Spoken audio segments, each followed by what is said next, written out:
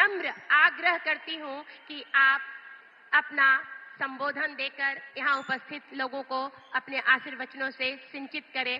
करतल ध्वनियों के साथ हमारे प्रधानमंत्री जी आपको संबोधित करने आ रहे हैं। जोरदार तालियों के साथ अभिनंदन, वंदन, स्वागत।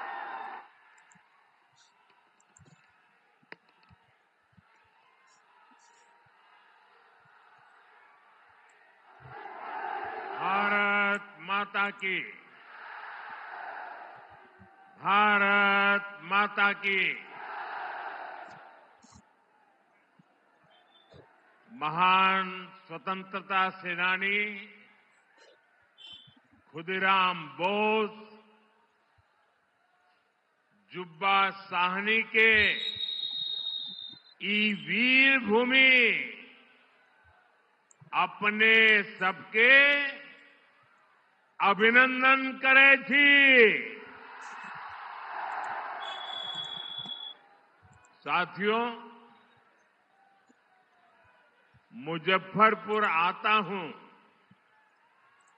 तो सबसे पहले यहां की मिठास ध्यान खींच लेती है। यहां की लीची जितनी मीठी होती है उतनी ही मीठी आपकी बोली भी। और आपका ये प्यार इतनी बारिश के बावजूद भी मैं देख रहा हूं हुजूम आ ही रहा है।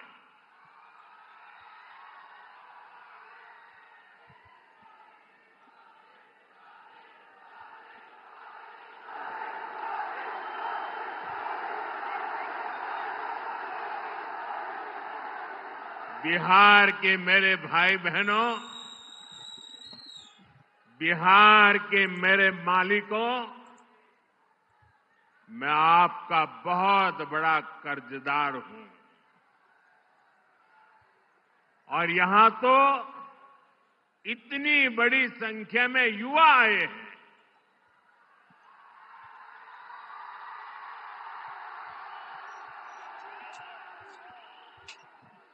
इधर में बहुत बड़ी मात्रा में माताएं बहनों का दर्शन कर रहा हूं।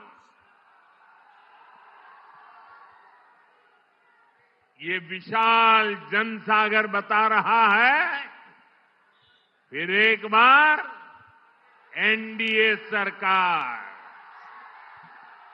फिर एक बार, फिर एक बार, फिर एक बार बिहार में फिर से सुशासन सरकार। साथियों, छठ महापर्व के बाद ये मेरी पहली जनसभा है। छठ महापर्व बिहार और देश का गौरव है।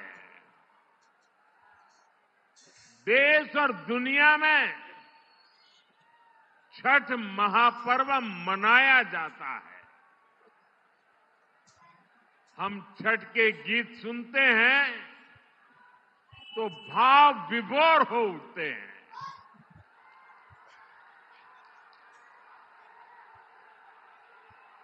छठी मैया की पूजा में मां की भक्ति है।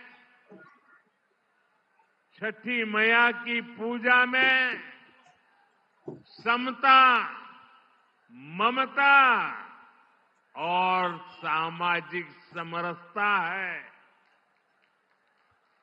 छठी मैया की पूजा ये हमारी साझी विरासत का उत्सव भी है। और इसलिए हमारी सरकार का प्रयास है कि दुनिया भी, ये जरा सुनना, दुनिया भी इन मूल्यों से सीखें। साथियों, हम छठ महापर्व को मानवता के महापर्व के रूप में दुनिया की एक बहुत बड़ी संस्था है, दुनिया के सारे देश उसके साथ जुड़े हुए हैं। उस संस्था का नाम है यूनेस्को। हम लोग कोशिश कर रहे हैं कि यूनेस्को की जो विश्व विरासत की सूची है,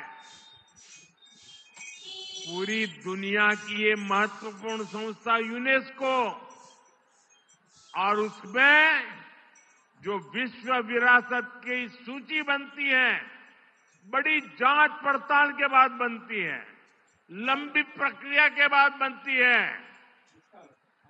हमारी सरकार लगातार कोशिश कर रही है कि हमारे इस छठ महापर्व को भी यूनेस्को की उस सूची में नाम दर्ज हो जाए।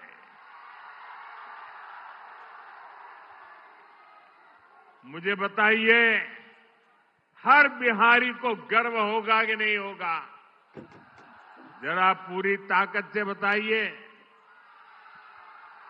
जब दुनिया में ये महान विरासत के रूप में उसका नाम लिखा जाएगा, हर बिहारी को गर्व होगा कि नहीं होगा? हर हिंदुस्तानी को गर्व होगा कि नहीं होगा? साथियों, इसी दिशा में हम एक और अभियान भी शुरू करने जा रहे हैं, क्योंकि हम चाहते हैं कि नई पीढ़ी भी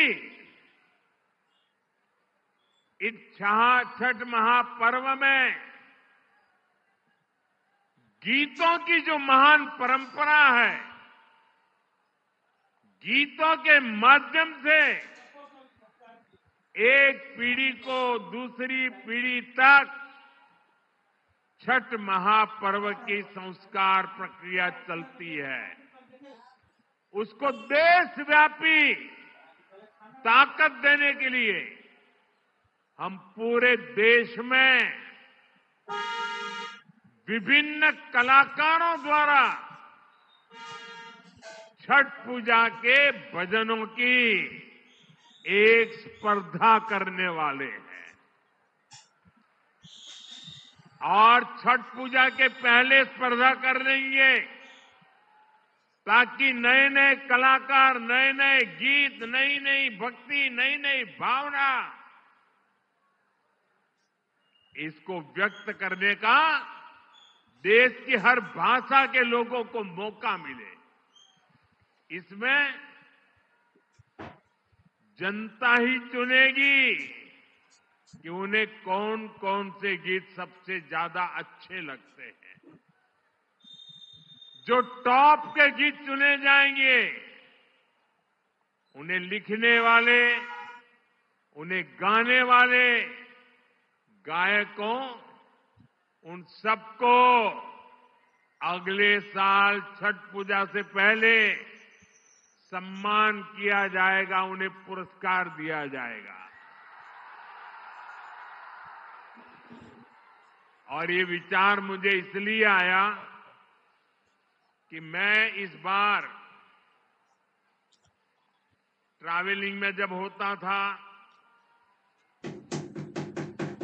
रात को सोने से पहले जब थोड़ा समय रहता था, सुबह जब योगा करता था, तो मैं छठी मैया के भजनों को सुनता था। और उसमें मैंने देखा कि एक विदेशी महिला इतने बढ़िया तरीके से छठी मैया के गीत गा रही। मैंने एक नागालैंड की बेटी को देखा, उसके लिए तो हिंदी बोलना भी मुश्किल था, लेकिन वो नागालैंड की बेटी छठी मैया का भजन इतने भावपूर्ण रूप से गाती थी, तो मेरे मन में विचार आया कि अब छठी मैया हिंदुस्तान के कोने कोने में ही नहीं, दुनिया के कोने कोने में भक्ति का भाव जगा रही है। और इसमें से ये अभियान करने का विचार मेरे मन में पैदा हुआ। ये अभियान छठी मैया की पूजा से जुड़ी हमारी परंपरा के संरक्षण में बड़ी भूमिका निभाएगी और नई पीढ़ी को बढ़ चढ़ करके हिस्सा लेने के लिए आमंत्रित करेगी। लेकिन साथियों, आपने देखा है, ये आपका बेटा तो छठी मैया का जय जयकार दुनिया में कराने में लगा है। दूसरी तरफ ये कांग्रेस और ये आरजेडी के लोग क्या कर रहे हैं? क्या कर रहे हैं? छठी मैया का अपमान कर रहे हैं। क्या कर रहे हैं? क्या कर रहे हैं? क्या कर रहे हैं?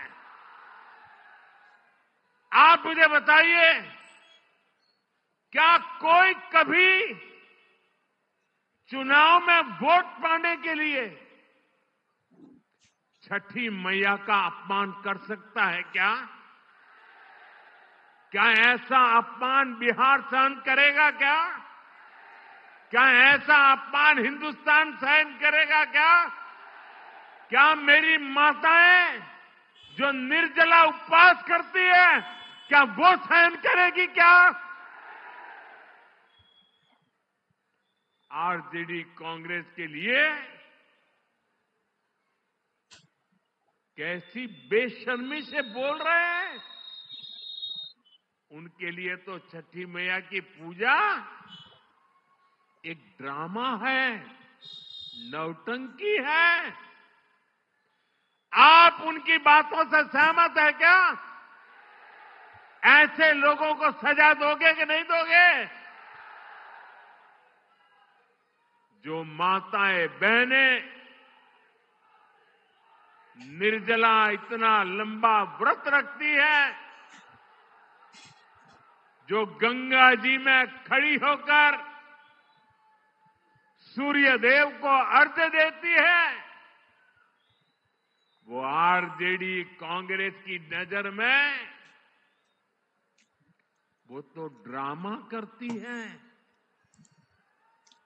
क्या बिहार की माताएं बहनें, सारी माताएं बहनें मुझे जवाब दीजिए, क्या बिहार की माताएं बहनें छठी मैया का ये अपमान बर्दाश्त करेगी क्या? साथियों,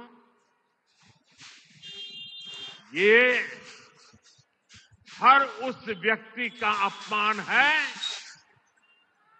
जो छठी मैया में श्रद्धा रखता है।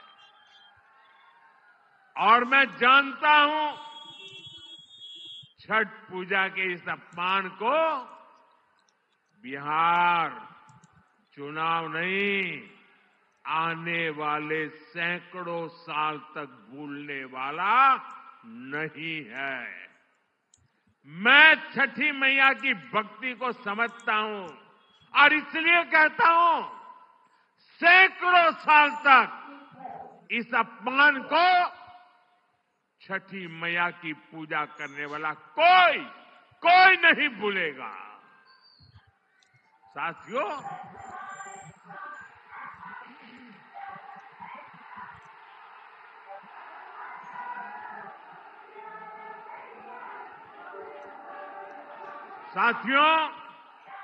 ये हमारा बिहार तो स्वाभिमान की धरती है। जिन लोगों ने छठ पूजा को गाली देने का काम किया है, बिहार ऐसे लोगों को कभी माफ नहीं करेगा। साथियों, बिहार का गौरव और बढ़ाना, बिहार की मीठी बोली, बिहार की संस्कृति, इसे दुनिया के कोने कोने में ले जाना, बिहार का विकास करना, एनडीए भाजपा की ये सबसे बड़ी प्राथमिकता है। जब भारत समृद्ध था, आर्थिक रूप से, ज्ञान विज्ञान की सबसे बड़ी ताकत था, तब उसमें बिहार की बहुत बड़ी भूमिका थी। इसलिए आज विकसित भारत बनाने के लिए भी बिहार का विकसित होना बहुत जरूरी है। साथियों, आरजेडी कांग्रेस कभी भी बिहार को विकसित नहीं बना सकते। इन पार्टियों ने बरसों तक बिहार पर एक छत्र राज किया, लेकिन इन्होंने आपको सिर्फ विश्वासघात दिया है। आरजेडी और कांग्रेस वालों की पहचान 5 चीजों से है। अगर मेरी बात सच लगे तो मुझे आपका अनुमोदन चाहिए, मुझे आपका साथ चाहिए। क्या किया है आरजेडी वालों ने, क्या किया है कांग्रेस वालों ने, क्या किया है जंगल राज वालों ने? मैं 5 शब्दों में उनके कारनामों की कथा कहना चाहता हूं। ये 5 शब्द कौन से हैं? कट्टा है कि नहीं है? कट्टा, क्रूरता है कि नहीं है? कटुता है कि नहीं है?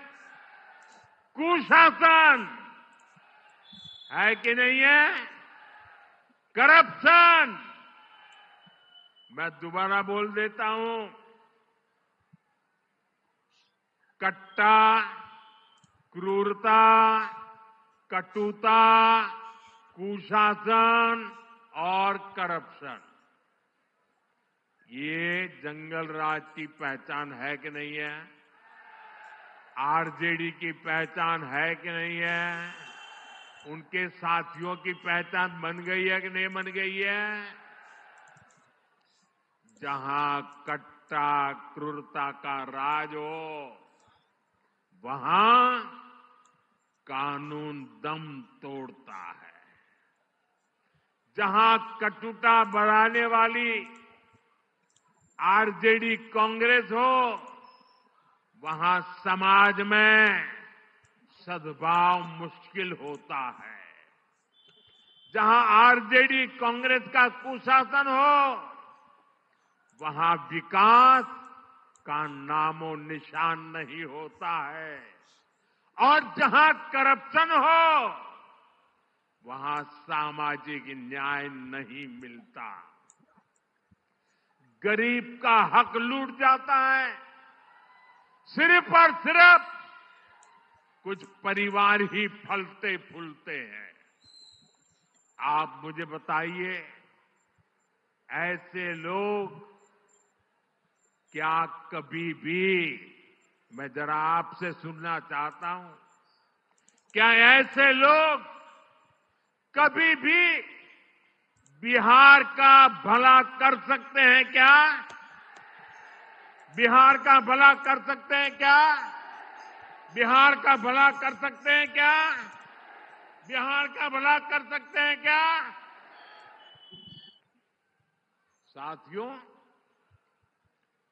बिहार को आगे बढ़ाने के लिए उद्यम चाहिए, उद्योग चाहिए और उद्योग के लिए जमीन, बिजली, कनेक्टिविटी और कानून का राज चाहिए।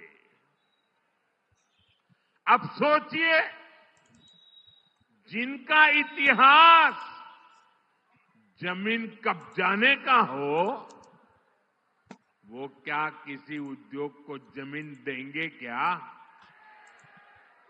जिन्होंने बिहार को लालटेन युग में रखा, वो बिजली दे पाएंगे क्या? जिन्होंने रेल को लूटा, वो बिहार में कनेक्टिविटी बढ़ाएंगे क्या? जिन्होंने भ्रष्टाचार और घोटाले के रिकॉर्ड तोड़ दिए, वो कानून का राज ला सकते हैं क्या? साथियों, बिहार ने भाजपा एनडीए का सुशासन देखा है। आज बिहार में रेल के इंजन बन रहे हैं, डेयरी के बड़े बड़े प्लांट लग रहे हैं, मखाना अब दुनिया भर में जा रहा है, फूड प्रोसेसिंग हो, टेक्सटाइल क्लस्टर्स हो, लेदर पार्क हो, आईटी पार्क हो, ये सब हमारे बिहार की पहचान बन रहे हैं।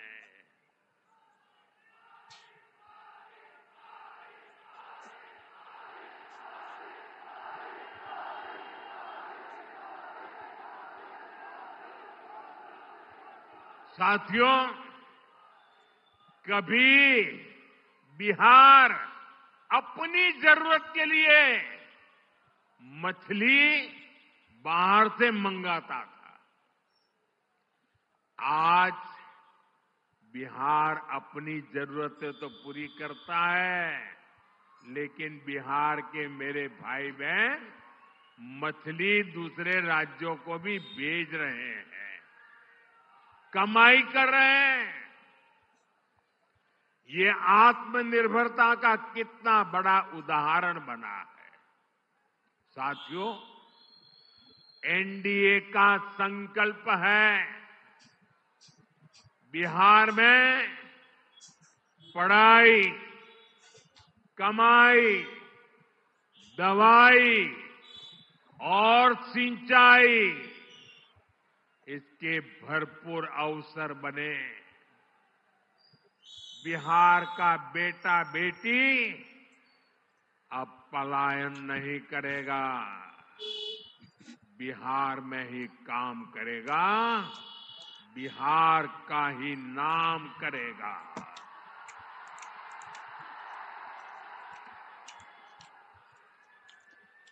साथियों, जब सुशासन होता है तो सब खिलते हैं, और जब जंगल राज होता है तो सबका दम घुटता है।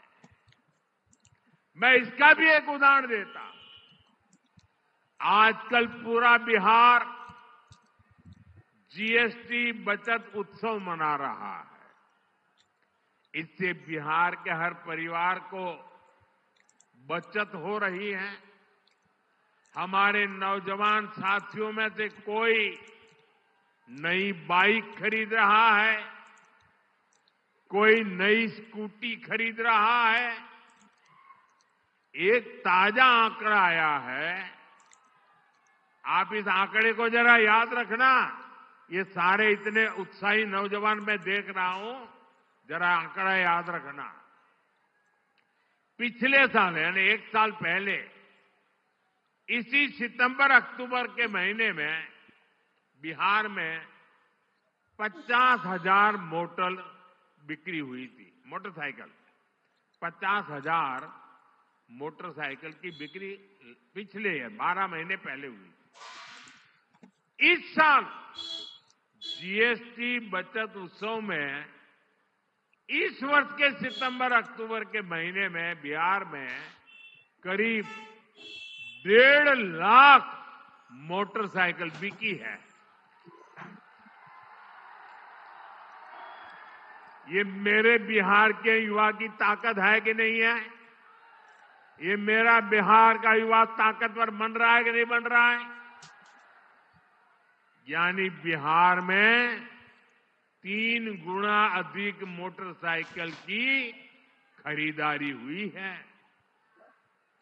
यानी नई बाइक भी आ गई और हजारों रुपये भी बच गए। मैं आपसे पूछता हूं साथियों, कीमत कम होने से, जरा मुझे जवाब देना पड़ेगा, माताओं बहनों को भी देना पड़ेगा, युवाओं को जरा जोर से देना पड़ेगा। आप मुझे बताइए, कीमत कम होने से आप खुश है कि नहीं है? खुश है कि नहीं है? आपके गांव वाले खुश है कि नहीं है? शहर वाले खुश है कि नहीं है?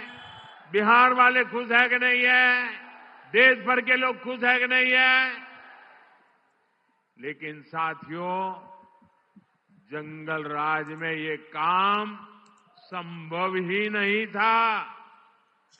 जंगल राज में तो गाड़ियों की दुकानें, गाड़ियों के शोरूम भी बंद हो गए थे। और ये बंद इसलिए हुए, इसलिए नहीं कि बिक्री नहीं, संभावना नहीं थी, लेकिन ये इसलिए बंद हो गए क्योंकि आरजेडी के नेता अपने टोलियां लेकर के अपने साथियों को लेकर के शोरूम लूटवा लेते थे, गाड़ियां लूट जाते थे। अरे किसी ने नई गाड़ी खरीदी हो तो उसके पीछे आरजेडी के गुंडे लग जाते थे। बताइए, ऐसे जंगल राज में क्या कोई अपनी पूंजी लगाता? कोई अपना शोरूम बनाता? कोई अपनी दुकान लगाता क्या? कोई नहीं लगाता। आरजेडी कांग्रेस के ऐसे ही कुकर्मों ने लाखों नौजवानों को बेरोजगार कर दिया, पलायन करने के लिए मजबूर कर दिया। साथियों, जंगल राज के दिनों को याद करते हैं तो अंदाजा लगता है कि हालात कितने खतरनाक थे। यहां आप मुजफ्फरपुर के लोग आरजेडी सरकार में हुए गोलू अपहरण कांड कभी नहीं भूल सकते। जो 20-25 साल की उम्र तक के लोग हैं ना, उनको शायद एक गोलू अपहरण कांड का पता नहीं होगा। जो पुराने लोग हैं, जरा उनको बताना क्या हुआ था। इसी शहर में साल 2001 में स्कूल जाते हुए एक छोटे से बच्चों को, एक बालक को अपराधियों ने दिन दहाड़े किडनैप कर लिया था और बदले में ढेर सारे रुपये मांगे थे। और जब रुपये नहीं दे पाए तो इन आरजेडी के चट्टे बट्टों ने उस गोलू को, उस छोटे से बच्चे को उसके टुकड़े कर दिए। मेरे भाइयों बहनों, उसके टुकड़े कर दिए, बेरहमी से उसे मार दिया गया। पूरे बिहार के जंगल राज में आए दिन ऐसी घटनाएं घटती थी, ऐसे हालात बना दिए गए थे। आरजेडी के शासन में करीब करीब 35 से 40 हजार से ज्यादा अपहरण हुए थे। आज के युवा कल्पना कर सकते हैं कितनी खौफनाक स्थिति थी। साथियों, रोते बिलखते मां बाप से आरजेडी को न कोई तब फर्क पड़ता था और ना ही आज उन्हें आपके सुख दुख से कोई लेना देना है। आपकी किसी चिंता से उनका लेना देना नहीं है। आरजेडी कांग्रेस की नीयत क्या है तो इनके ताजा प्रचार से ही पता चलता है। आप आरजेडी कांग्रेस के खतरनाक नारे सुन रहे होंगे। इतना ही नहीं, चुनाव प्रचार में इनकी बेशर्मी देखिए, इनकी हिम्मत देखिए। चुनाव के मैदान में भी कैसे गाने बज रहे हैं। हम तो हाथ जोड़ करके आपकी सेवा करने वाले गीत लेके आते हैं और ये कैसे गाने बजा रहे हैं। इनके गानों में छर्रा, कट्टा, दूनाली,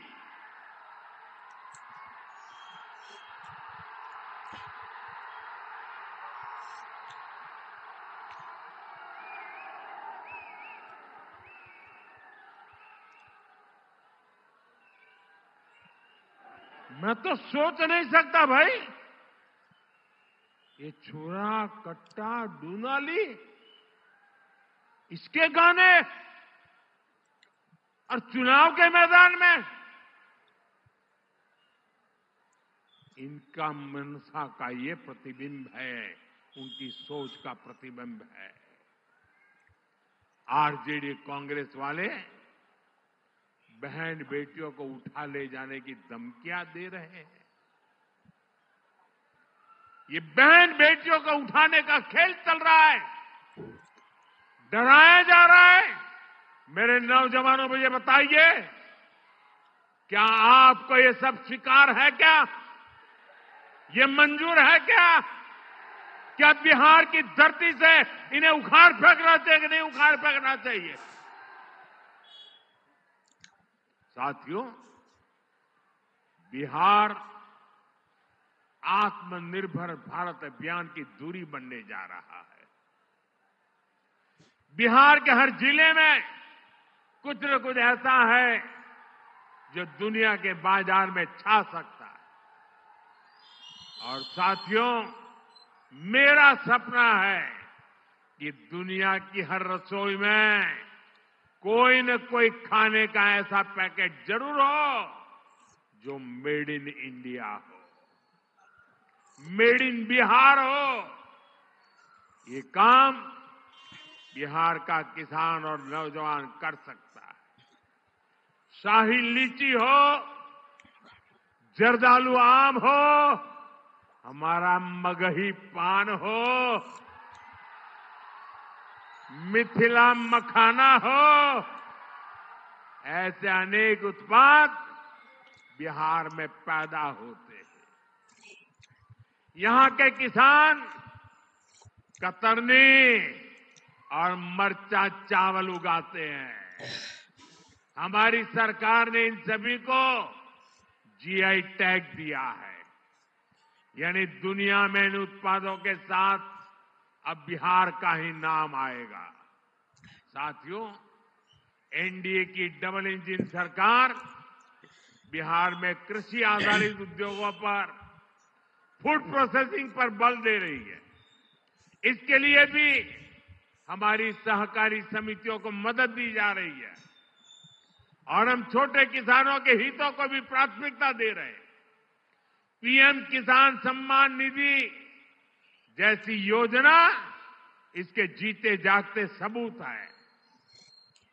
इस योजना के तहत सिर्फ मुजफ्फरपुर के किसानों के खाते में ही करीब 1,500 करोड़ रुपए जमा हो चुके हैं। यहां के किसानों में, मैं बिहार की और देश की बात नहीं कर रहा हूं, सिर्फ इस इलाके की बात कर रहा हूं। 1,500 करोड़ रुपया किसान के खाते में पहुंचा है। साथियों, मुजफ्फरपुर का विकास होता है तो पूरे उत्तर बिहार के लोग आगे बढ़ते हैं। आप याद करिए, जब कुशासन वालों की, जंगल राज वालों की सरकार थी, जब अस्पताल नहीं मिलते थे, बड़े बड़े डॉक्टर बिहार छोड़कर चले गए थे, और अब आज यही मुजफ्फरपुर में सैकड़ों करोड़ रुपए का कैंसर अस्पताल बना है। मुजफ्फरपुर मोतिहारी एलपीजी पाइपलाइन, इस प्रोजेक्ट के कारण अब बहनों की रसोई तक सस्ती गैस पहुंच रही है। साथियों, मुजफ्फरपुर की दरभंगा, पटना और छपरा के साथ कनेक्टिविटी सुधर गई है। हमारी सफर आसान भी हुआ है और दूरी भी कम हुई है। वो दिन दूर नहीं जब मुजफ्फरपुर का रेलवे स्टेशन और पताही एयरपोर्ट यहां की नई पहचान बनेंगे।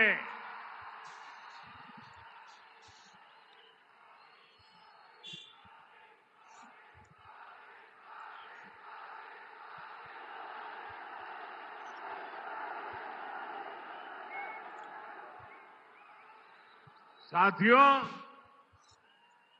ये धरती राजेंद्र बाबू, जेबी कृपलानी, जॉर्ज फर्नांडिस और कैप्टन जयनारायण निषाद की कर्मभूमि रही है। जानकी वल्लभ शास्त्री, बाबू देवकीनंदन खत्री, राम वृक्ष बेनीपुरी और रामधारी सिंह दिनकर जी ने यहां अपने साहित्य को धार दी है। बिहार की इन महान संतानों की प्रेरणा आज एनडीए सरकार के काम में दिखती है। आपको पता ही है, एनडीए सरकार ने मुजफ्फरपुर की किसान चाची का नाम आप जानते हैं। मुजफ्फरपुर का ही नहीं, पूरे बिहार का गौरव है। किसान चाची राजकुमारी देवी जी को हमने पद्मश्री अवार्ड से सम्मानित किया। कांग्रेस आरजेडी के राज में तो सम्मान भी उन्हीं को मिलता था जो इनके दरबार में हाजिरी लगाते थे। क्या ऐसे लोग गरीबों को आगे बढ़ा सकते हैं? साथियों, सामाजिक न्याय के नाम पर भी आरजेडी कांग्रेस ने आपको सिर्फ धोखा ही दे दिया है। सच्चाई ये है, ये लोग डॉक्टर बाबा साहब आंबेडकर का अपमान करने में गर्व करते हैं। जिन बाबा साहब की तस्वीर को करोड़ों भारतीय सिर माथे पर रखते हैं, अपनी पूजा में रखते हैं, ये आरजेडी वाले लोग उसको पैरों के पास जगह देते हैं। दलितों को लेकर आरजेडी कांग्रेस के मन में यही भावना है। साथियों, बाबा साहब का सम्मान, उनका विजन हमारी सरकार की बहुत बड़ी प्रेरणा है। हमारी सरकार ने बाबा साहब से जुड़े स्थानों को पंच तीर्थ के रूप में विकसित किया है। बहुत कम लोगों को पता होगा कि बाबा साहब ने जब पीएचडी की पढ़ाई की थी तो उनका विषय था रुपया रूपी। वो अर्थव्यवस्था के बहुत बड़े जानकार थे। इसलिए ही भाजपा एनडीए की सरकार ने जो डिजिटल लेन देन वाला प्लेटफॉर्म है ना, आप जो मोबाइल से पैसे देते हैं, आपको पता है हमने उसका नाम भीम रखा हुआ है। आज भीम ऐप ने डिजिटल लेन देन में अमीरी गरीबी का भेद मिटा दिया है। आज लाखों की गाड़ियों में चलने वाला भी भीम ऐप का इस्तेमाल करता है और ठेले पर सामान बेचने वाला मेरा गरीब भाई भी भीम ऐप से लेन देन करता है। बाबा साहब की प्रेरणा से असंभव को भी संभव कर दिखाया है। साथियों, ये हमारी सरकार ही है जिसने पिछड़ा वर्ग आयोग को संवैधानिक दर्जा दिया। हमने ही मुजफ्फरपुर की संतान डॉक्टर भगवान लाल साहनी को पिछड़ा वर्ग आयोग का अध्यक्ष बनाया। सबको अवसर मिले, सबको सम्मान मिले, यही सच्चा सामाजिक न्याय है और ये भाजपा एनडीए सरकार में ही संभव है। साथियों, बिहार की बहनों बेटियों में अद्भुत हुनर है। मां सरस्वती की आप बहनों बेटियों पर बहुत कृपा है। यहां की शानदार सृजनी कला से गांव गांव में कई सारी बहनें जुड़ी है। लाठी चूड़ियां तो मुजफ्फरपुर की पहचान है। अब ये परंपरा से आगे फैशन में भी आ रही है। आप मुझे बताइए बहनों, आपकी जो एक कला है, ये जो कौशल है, ये पूरी दुनिया तक पहुंचानी चाहिए कि नहीं पहुंचनी चाहिए? आपकी कला दुनिया में जानी चाहिए कि नहीं जानी चाहिए? अरे पूरी ताकत से बताइए, जानी चाहिए कि नहीं जानी चाहिए? अब आप मुझे बताइए, ये काम कौन करेगा? ये काम कौन करेगा? ये काम कौन करेगा? ये काम कौन करेगा? ये काम भाजपा एनडीए को दिया, आपका एक वोट करने वाला है। साथियों, नरेंद्र हो या नीतीश जी, बहनों का सशक्तिकरण हमारी प्राथमिकता रही। हमने गरीबों को पक्के घर दिए तो रजिस्ट्री बहनों के नाम पर की। हमने नल दिया, हमने मुफ्त गैस कनेक्शन दिया, मुफ्त अनाज दिया ताकि बहनों की परेशानी कम हो।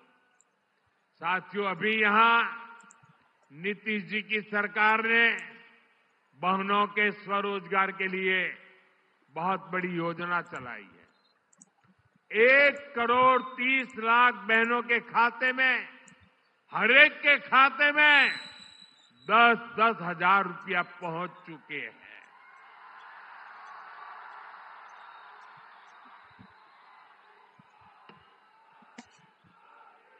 देखिए, सुनते ही बहनों में कितनी चेतना दिख रही है।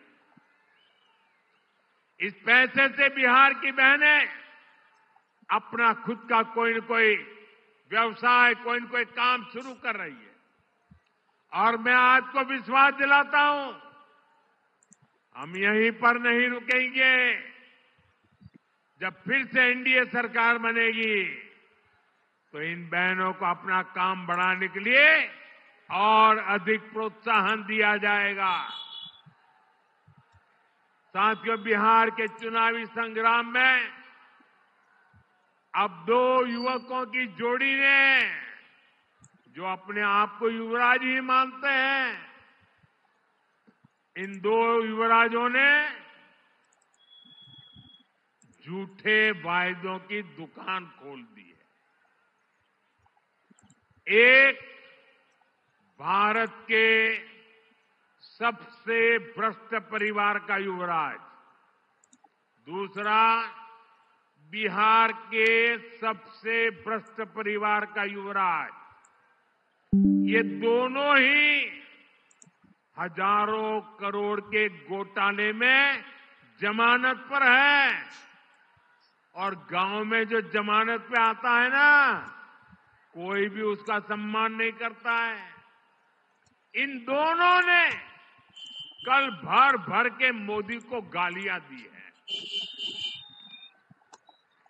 भर भर के गालियां दी। अभी जो लोग नामदार हैं, वो इस कामदार को गालियां तो देंगे ही।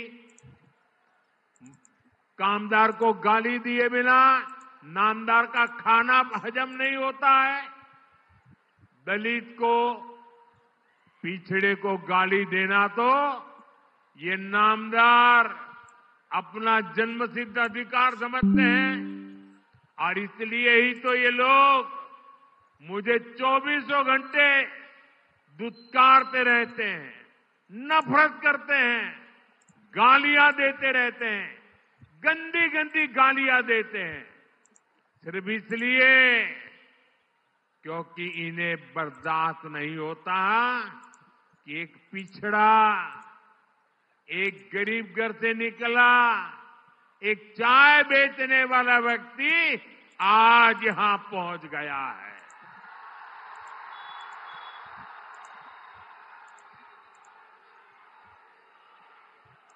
जो गालियां देते हैं, जरा कान खुल करके सुनो। ये आपकी कृपा से यहां नहीं पहुंचा है, ये तो देश की जनता जनार्दन के आशीर्वाद से और बाबा साहब आम्बेडकर के संविधान से पहुंचा है। साथियों, इस चुनाव में असली खबर मुझे दी गई गालियां नहीं है, बल्कि आरजेडी कांग्रेस में हो रहा झगड़ा है। आरजेडी कांग्रेस का रिश्ता तेल और पानी की तरह दिख रहा है। एक ग्लास में होते हैं, शीशे का ग्लास है, दिखते तो एक ग्लास में, लेकिन पानी और तेल का मेल ही नहीं होता है। बिहार में हर तरफ से खबरें आ रही हैं कि कैसे आरजेडी कार्यकर्ता कांग्रेस के लोगों को नीचे घसीट रहे हैं।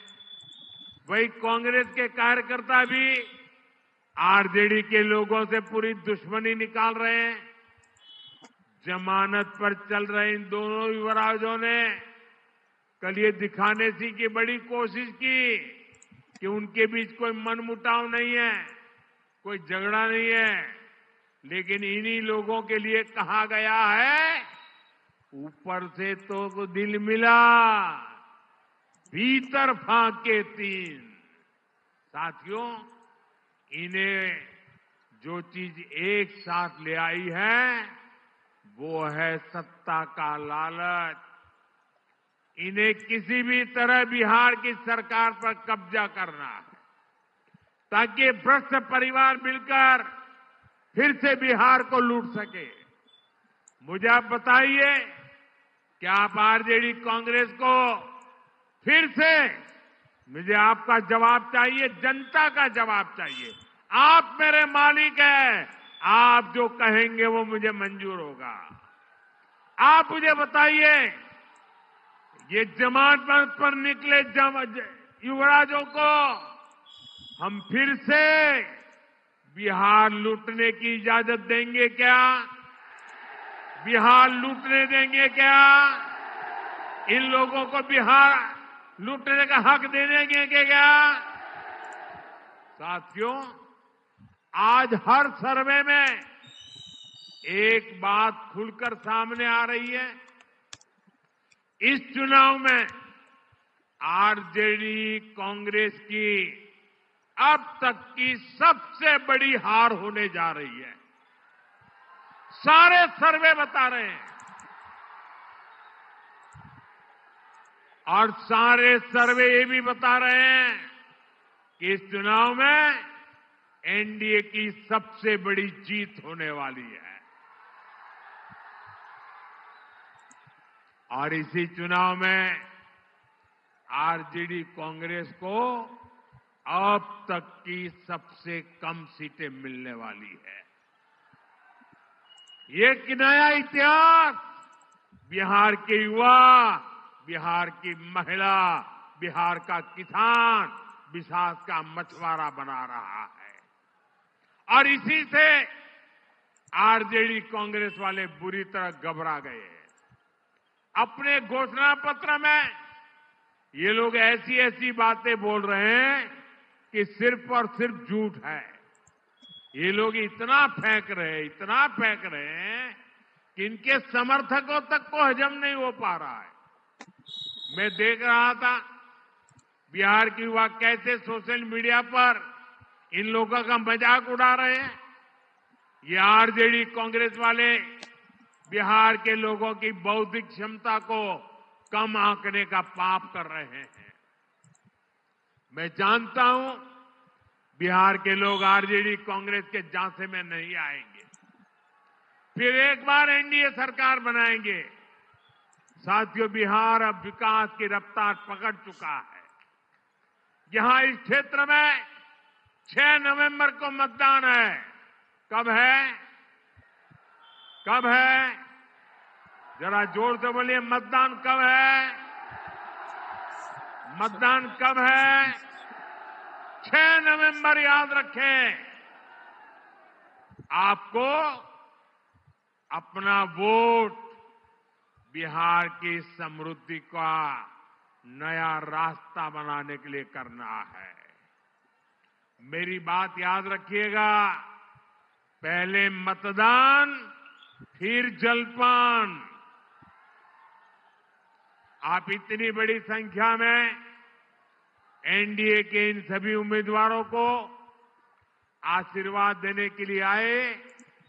एक बार फिर आप सभी का बहुत बहुत धन्यवाद। मैं सभी उम्मीदवारों से चाहूंगा कि आगे खड़े हो जाए। सारे उम्मीदवार, सारे वहां खड़े हो जाए सब।